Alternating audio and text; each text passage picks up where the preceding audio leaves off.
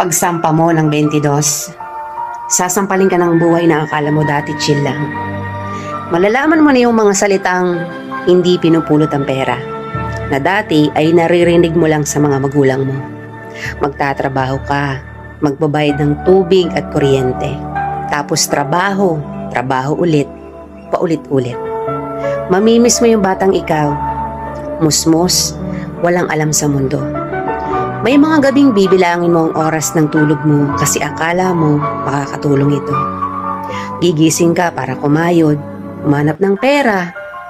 Perang akala mo sapat na. Pero dahil salat ka, wala kang magagawa kung hindi tanggapin ang katotohanang ganito ang buhay.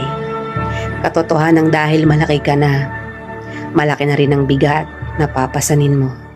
Dahil ngayong 22 ka na o 23 o 25 ka, malalaman mong hindi ka na lang nabubuhay para sa sarili mong pangarap.